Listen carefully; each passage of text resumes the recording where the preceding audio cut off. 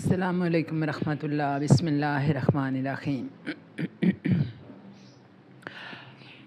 بھارت اور پاکستان کے درمیان جو حالیہ کشیدگی رہی ہے، اس کشیدگی کے دوران بھارت کی جو وہ محکمہ ISPR ٹائپ ہے، تعلقات عامہ کا، جیسے ہمارے یہاں محکمہ ہوتا ہے، اطلاعات وہاں پہنچانے کی ذمہ داری جس پہ ہوتی ہے پبلک کو اور میڈیا کو فوج کی طرف سے، اس محکمے نے جو اطلاعات بھارتی میڈیا کو پہنچائیں وہ نہایت ہی مفروضوں پر مبنی تھی۔ پروپیگنڈا تھوڑی بہت تو ہوتی ہے جنگ میں، لیکن انہوں نے ٹوٹلی ایک فیک نیوز وہاں پہنچائی، اس وجہ سے بھارتی میڈیا جو ہے وہ بڑا ناراض ہے بھارتی حکومت اور بھارتی جو فوج ہے اس سے، اس وجہ سے کہ ان کی کریڈیبلٹی جو ہے نا اس سے متاثر ہوئی ہے۔ 9 مئی کی ہی بات ہے کہ جب یعنی 7 مئی کی جو صبح تھی 1:50 پر پاکستانی 9 علاقوں پر میزائل داغے بھارتی فوج نے یا داغنے کی کوشش کی، تو اس دوران ان کے 5 جہاز گرا دیے گئے تھے، لیکن جو بھارتی میڈیا تھا وہ مسلسل اس بات کا دعویٰ کر رہا تھا کہ اس نے لاہور اور سیالکوٹ اور کراچی اور اسلام آباد وغیرہ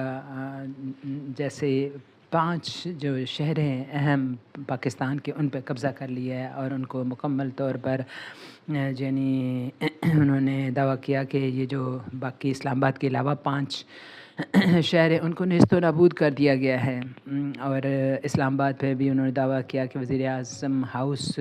پر دھماکہ کیا گیا، جس کے نتیجے میں جو ان کے وزیر اعظم ہے شہباز شریف وہ لاپتہ ہو گئے۔ اور ان خبروں نے دنیا بھر میں بڑی تشویش پھیلائی، اور پھر یہی نہیں 10 مئی کو انہوں نے ایک اور انسرجنسی کی کہ یعنی پاکستان کے تقریباً 9 جو ایئر بیس تھے ان پہ حملہ کرنے کی کوشش کی،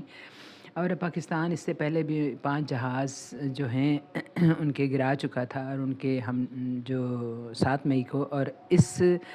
رات کو 10 مئی کو جب انڈیا نے پاکستان پہ کے ایئر بیسز پہ حملہ کیا 2:00 پہ، تو صرف 3 گھنٹے کے وقفے سے پاکستان نے فجر کے وقت ان کے 26 جو ایئر بیس تھے ان پہ ان کو بری طرح سے نقصان پہنچایا، اور